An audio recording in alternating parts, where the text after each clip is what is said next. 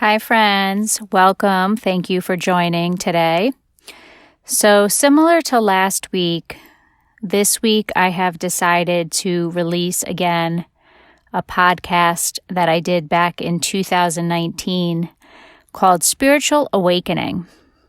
And the reason why I am speaking about it again today is because of what is going on right now with the coronavirus. And as some of you maybe have heard me speak about previously, whenever there is challenge, and in this case, we're being challenged not only on an individual level, but on a collective level, there's also a tremendous opportunity for growth or awakening, as we like to call it. So what do I mean by awakening? Well, when we are faced with the amount of suffering that's going on between the loss of life, as well as income, the loss of security and control and consistency and routine, so much loss on a collective level, a lot of us are forced to find ways to cope. Some of us naturally find ways to cope, and this is what we do.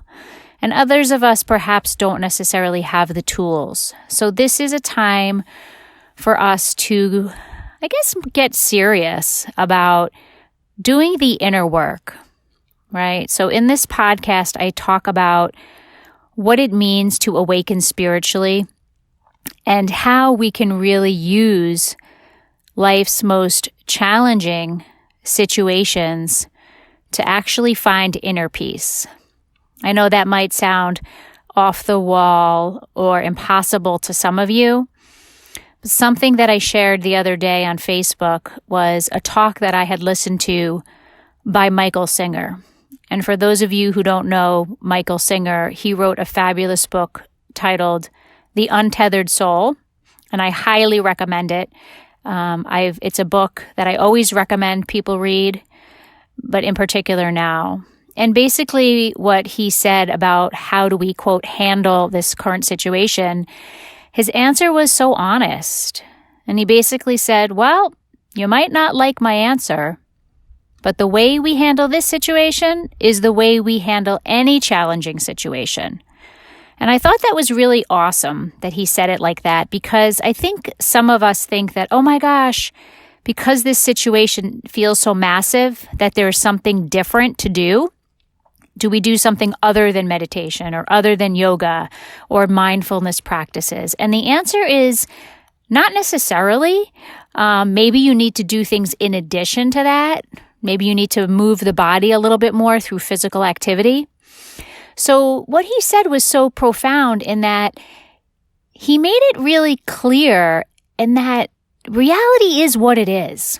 So if we expend our energy and waste our energy on fear and worry and what if, then we're actually going to make ourselves sick, because any type of stress in the body has an adverse effect on the immune system. And right now we need all of the positive immune vibes as we can get, quite frankly. So if we allow the mind to go to that place of negativity and fear of the unknown, which it likes to do because it likes to worry, right? When it worries, it's a form of control. Instead, what we need to do is really go inward and cultivate that inner stability and the inner resources so that no matter what is going on outside of us, we have the tools to handle it. It doesn't mean we have to like what's going on. It doesn't mean that there isn't going to be more suffering in the outer world. But what we're able to manage and what we're able to control is the amount of inner suffering that we experience. The amount of inner suffering that we experience. And I talked about that a little bit in last week's podcast on suffering and how to deal with suffering. So today, the invitation is to listen again to this process of spiritual awakening and to learn the tools and the ways that you can use this experience as a way to go deeper into yourself, to bring some inner peace, and also as we emerge from this, which we will, to come back to your life in a way where you've created new ways of being, where there's been some transformation because you were able to navigate it with clarity and with peace and with the ability to see the opportunity here. So as always, thank you for listening. I support you. I wish you the best. Reach out for support. Namaste.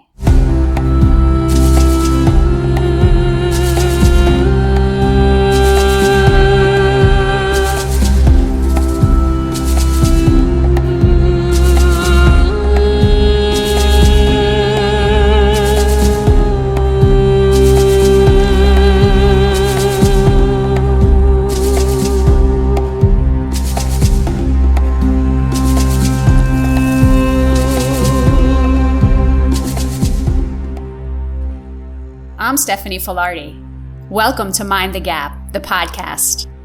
I believe many people fall short of living the life of their dreams simply because they get stuck in what I call the gap. The vision behind this podcast is to help you understand how to navigate the gap and in the process, awaken to the life that is waiting for you. It starts now. Let's go.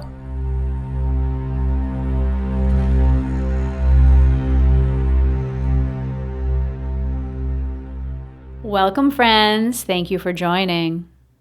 We'll begin with our 3 conscious breaths. Now take a moment to feel your body, feel your toes. And inhale, filling up. Exhale slowly out of the mouth, release, let go. Inhale, filling up, drawing the breath in. Exhale, release and soften something, maybe the jaw, maybe the shoulders. And one more time, inhale, filling up. Exhale, sweet release, surrender the breath, let it go.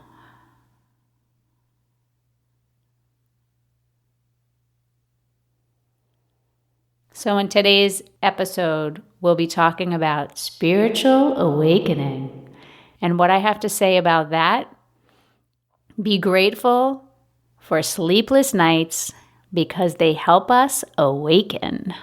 What do I mean by that? Oh, so this is another juicy topic. Anytime we put the word spiritual anywhere, there's always lots of conversation about what it means. So let me right off the bat clarify what I mean by spiritual.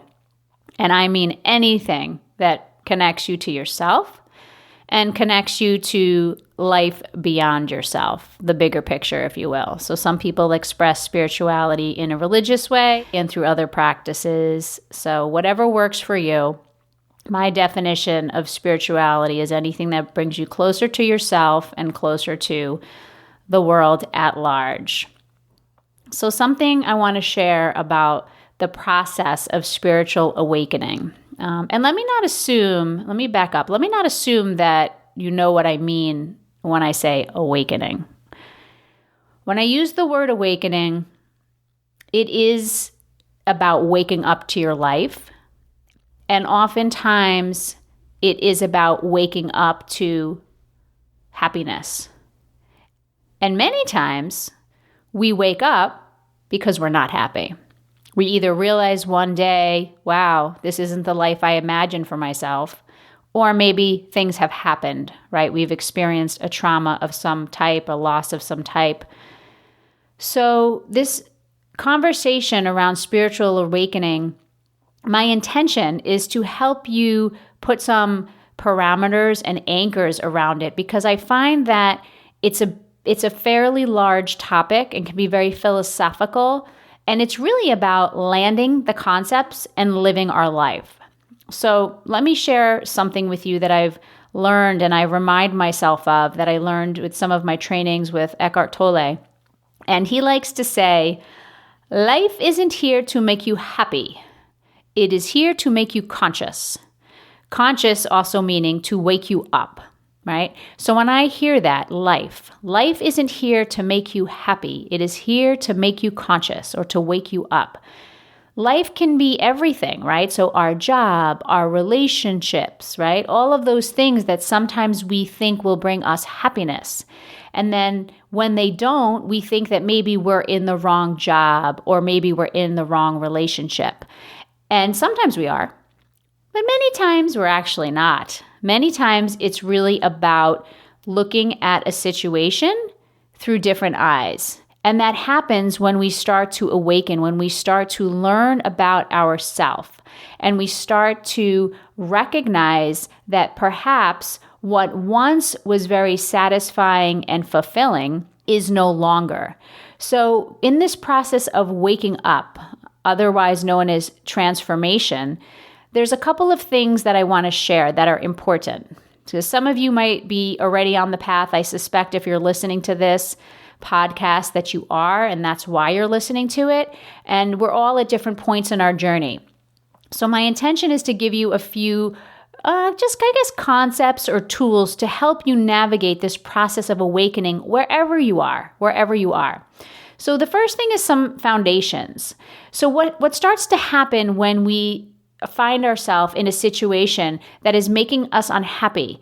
And as I mentioned, sometimes it's unhappy because of how we're viewing it, but sometimes it legitimately no longer works. So I'll give you an example. Let's use the career example, right? There's many people now that as people are waking up, they're waking up to perhaps careers or jobs that they don't like, that aren't meaningful. So there's this search for meaning, right? All of us are searching for meaning. We're at a time and space where we have the luxury, right? Because we're not in survival mode, many of us. We have the time and space to, go to yoga, go to meditation, get the energy healing, go on retreats, right? All that stuff. Get hypnotized and do all those holistic treatments. So we're at a point where many of us are waking up. And what happens when we wake up is sometimes we say that this life doesn't fit me. So as we start to wake up and realize that maybe this one aspect, let's say this job, no longer fits me, how do we live our current life at the same time as recognizing that this no longer fits, right? There's almost like a conflict because we say, wait a second, this job is no longer fulfilling. I want to do something that's meaningful. I want to start my own business, but we still have to wake up and go to that job, right? So something that's very real when we start to awaken spiritually is that we have this, sometimes we say to ourselves, what's happening to me? So I'm here to reassure you that it's very normal. It's very normal to have that sentiment and recognize that like everything else in life, it's a process. So we still have to go about our current life, which leads me to the next point, which is, and I've talked about this in the previous episode on meditation, is that even though we are shifting our consciousness, we're awakening, right? And it maybe isn't matching exactly what's on the inside, right? Where we want to go to what's currently on the outside. We have to be able to access that place of inner peace and stillness. Because when we're able to access that place of inner stillness and peace, what ends up happening is we're able to really balance out what we are currently living, right? Our current day-to-day, things that we have to do, tasks that have to get done, to where we're going, who we're becoming. So I often use the word the form and the formless in this sense. So the form is the stuff that we do on a daily basis. We have to eat, we have to sleep, we go to work, right? It's all that stuff that we have to do to take care of this physical being. The formless is the part of us that is pure awareness or consciousness. It's the place where we say, this is who I'm becoming. It's our imagination, right? It's the dimension that isn't necessarily tangible. Some people call it the unseen. So part of this process of spiritual awakening, when we get woken up at 3 a.m. and we can't go back to sleep, that's an indication that we are awakening. And what do I mean by that? Well, if we're not sleeping, unless we've had way too much caffeine and sugar, there's something that's trying to come through, right? There's something that's not aligned. There's something that's eating at us. And it's not stress. Stress is a result of something that is out of alignment. So this is an important concept.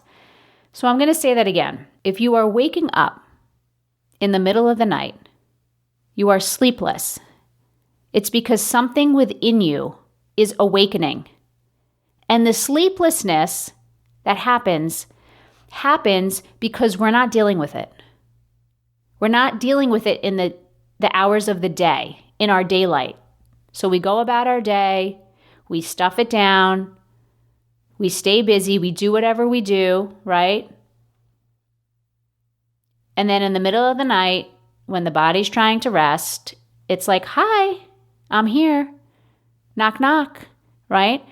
And I've been there. It happens to me. And when it happens to me, I will say this, in the past, I used to resist it. Oh, because I love my sleep. And when I don't sleep, I am not in a good mood. So I used to resist it. And now I've learned that when I'm not sleeping, usually it's something that's bothering me.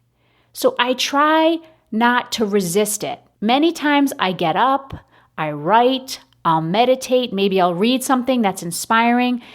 And 98% of the time, I have a sleepless night. There is something that comes through. There's a realization, there's a project, there's something that comes through that for whatever reason during the day simply could not. So when we start to awaken, sometimes we have sleepless nights. And if we are having sleepless nights every single night, we have to stop and say why. We have to stop and say why. So what do we do? What do we do when we recognize that we're awakening and that we're questioning? Maybe we don't have the answers yet on if this life still fits, whatever that means, right? Our health, our relationships, our career, the foundations, right? This life doesn't fit. Maybe we're not sure. Maybe we're searching. Maybe we're in the questions and we don't have the answers. And that's okay to be in that space. So just recognize that it's normal to have the question of what's happening to me in those moments of transition, those moments when we're in the gap. It feels like maybe we're in the dark or we're in the unknown. Maybe we feel lonely. Maybe we feel that we don't even know who we are anymore. And that's normal. Maybe we feel like there's this part of us that's dying because guess what? When you awaken, something is dying because there's something that's wanting to be born. And that is the cycle of life, right? Creation and generation, creation and destruction. That's what happens. It's the cycle of life. So understand that part of awakening spiritually, in order to do it in a way that doesn't cause, more drama, let's say for ourselves, is to understand and to accept that as we integrate this shift in consciousness or awareness into our current life, that it's important to find the practices, again, I'll say it, meditation, to cultivate that stillness so that we can balance out the life that we're living and also the life that we're moving into, so to speak. And sometimes it doesn't mean that there's going to be any changes in, let's say, a job or a relationship. Sometimes it's the change of perspective. Maybe we have a newfound gratitude, or maybe we have a newfound appreciation or an awareness for somebody. So it's a really powerful practice. The other thing I want to say as it relates to awakening spiritually is that, what the things that you can do is that you can actually look at your life as the spiritual practice. Right? That's the practice, right? So it's wonderful to, go up on the mountain and go on the yoga retreat and get all this wisdom and be around other people who are, peaceful and blissful and nobody's bothering you, right? I've done it, believe me. And I've stayed there a long time. And there were times I didn't want to come back, but I did because I know my work in the world is to come back and to share it when I was ready. So using the practices, using the tools in our everyday living, in our everyday conversations, in the world, right? In this world of form is important, and we can make our life a spiritual practice, right? When we have the tools and we get the support with meditation, we're able to do that.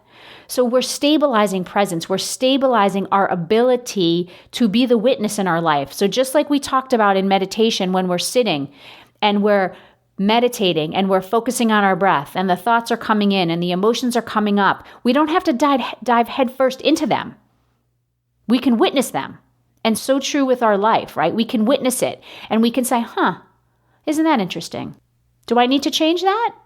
Does that external thing need to change?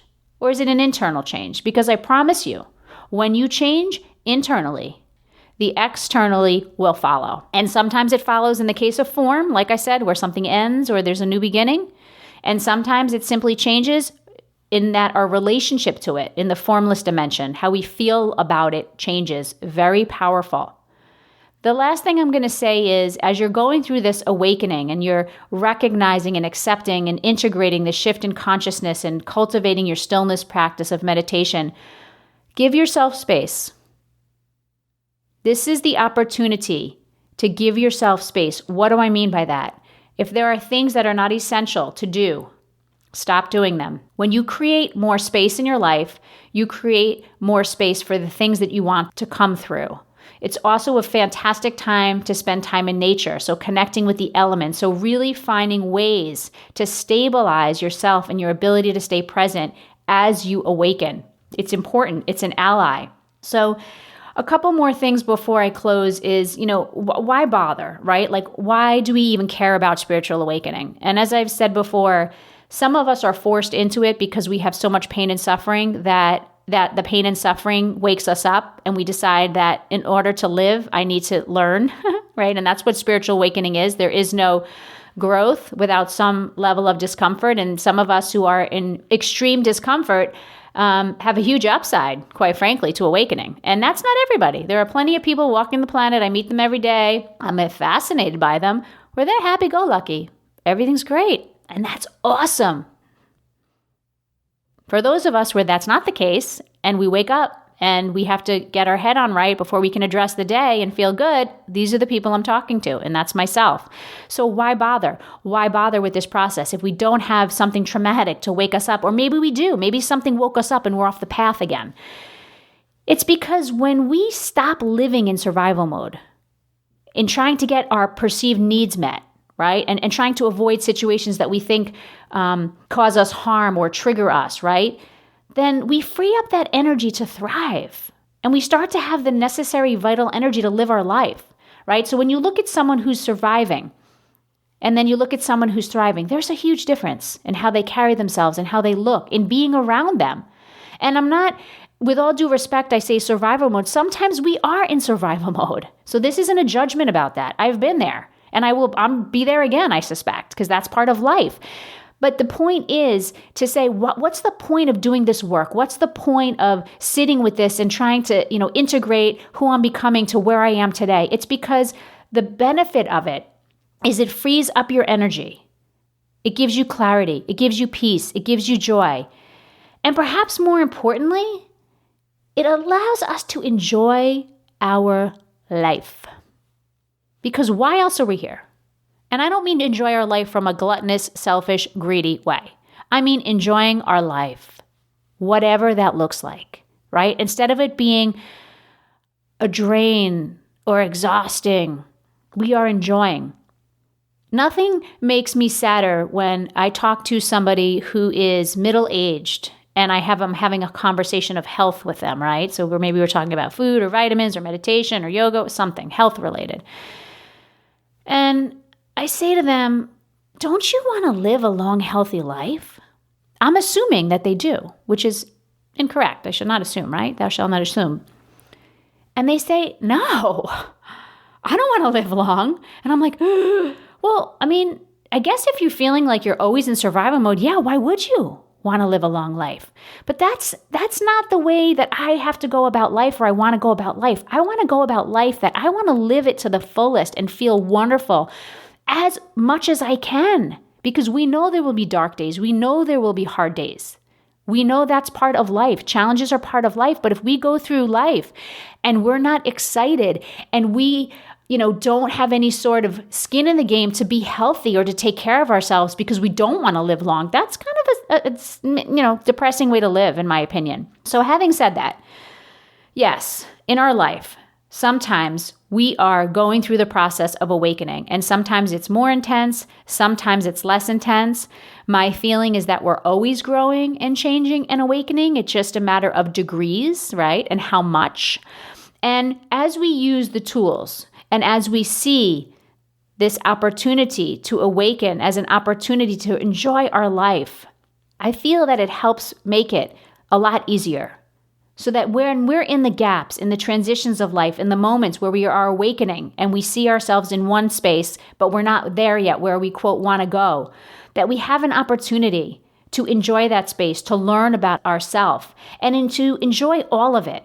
To enjoy the spaces where we're moving and shaking, to enjoy the spaces where we're unsure, to enjoy all of it.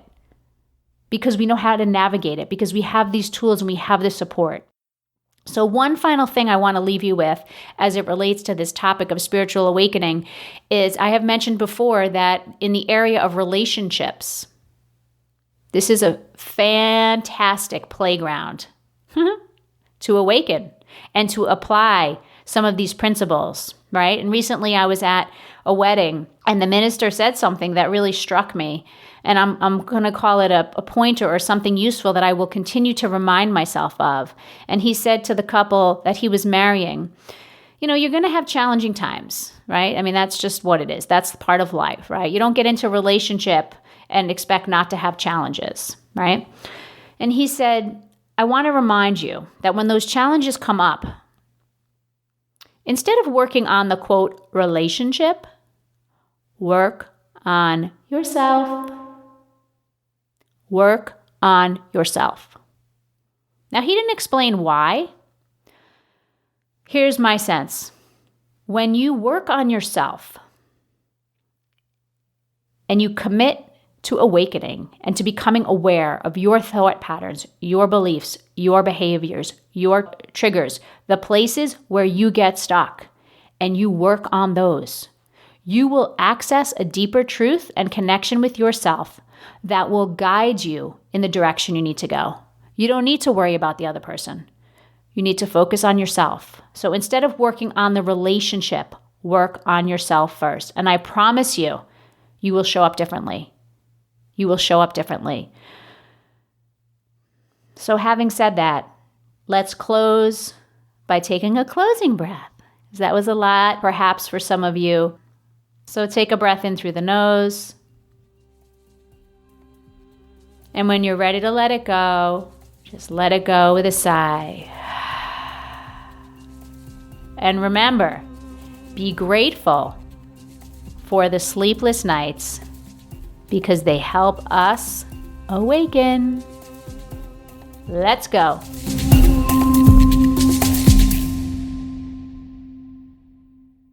If you find this podcast helpful and if it provokes you in any way, meaning you love what I have to say, or maybe you don't like it because it triggers you, awesome. I've moved something in you, and perhaps you will want to share this with someone else in your life who might be interested in being moved. So you can find us on Apple, on Spotify, iHeartRadio, Google Podcasts. And as always, feel free to share links with people you love because remember, we are in relationship with each other. So the more that you are present and you invite other people on the journey, the more peaceful world we will live in because we will be together understanding these concepts. So I thank you for your support, and you help us keep the show going by sharing it, by liking it, by giving us reviews, and helping us to grow. Thank you.